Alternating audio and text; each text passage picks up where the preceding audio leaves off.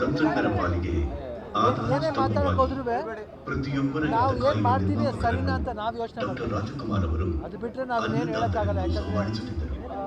ನೋವಾಗುತ್ತೆ, ನಾಡು ಕಂಡ ಹೆಮ್ಮೆಯ ಯಾಕಪ್ಪ ನಿರ್ಮಾಪಕಿ ಹಿಂಗಾಯ್ತು ಅಂತ ಬೇಸರ ಶ್ರೀಮತಿ ಆಗುತ್ತೆ. ಪಾರ್ವತಮ್ಮ ಆ ರಾಜಕುಮಾರ್ ಅವರ ಫ್ಯಾಮಿಲಿಗಾಗಲಿ ಇಲ್ಲ ಕನ್ನಡ ದರ್ಶನ್ ಅವ್ರ ಫ್ಯಾಮಿಲಿಗಾಗಲಿ ಎಲ್ಲರಿಗೂ ಅಷ್ಟೇ ಹಿತರಕ್ಷಣೆಗಾಗಿ ಫೀಲ್ ಸ್ಯಾಡ್ ಫಾರ್ ಸನ್. 1982ರಲ್ಲಿ ಬಹುಶಃ ಏನು ಕನ್ನಡ ಮಾಡೋಕ್ಕಾಗಲ್ಲ. ಚಲನಚಿತ್ರ ನಿರ್ಮಾಪಕರ ಸಂಘ ಫೇಸ್ ಎವ್ರಿಥಿಂಗ್ ಸ್ಥಾಪನೆಯಾಯಿತು. ಪಾರ್ಟ್ ಆಫ್ ಫೇಸ್ ನೋಡೋಣ. ಅದು ಪ್ರಥಮ ಬಾರಿಗೆ ಇವಾಗ ಆಲ್ರೆಡಿ ಅವರು ಸಂಘದ ಅಧ್ಯಕ್ಷರಾಗಿ ಶ್ರೀ ಎಚ್ ಎನ್ ಕೆ ಮೂರ್ತಿಯವರು ಆಯ್ಕೆಯಾಗಿ ಏನಾಗಬೇಕು ನ್ಯಾಯ ನಿರ್ಮಾಪಕರ ಏನಿದೆಯೋ ಅದು ಖಂಡಿತ ಆಗೇ ಆಗುತ್ತೆ ಅಷ್ಟೇ.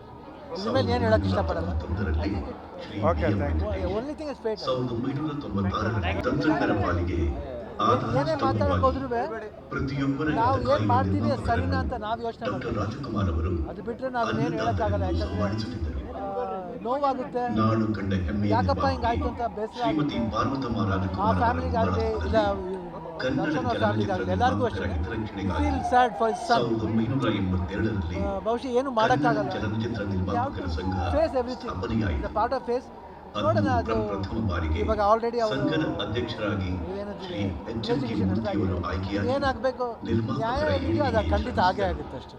ಇನ್ಮೇಲೆ ಏನು ಹೇಳಕ್ ಇಷ್ಟಪಡಲ್ಲ. 1991ರಲ್ಲಿ Shri only thing is fate. 1996ರಲ್ಲಿ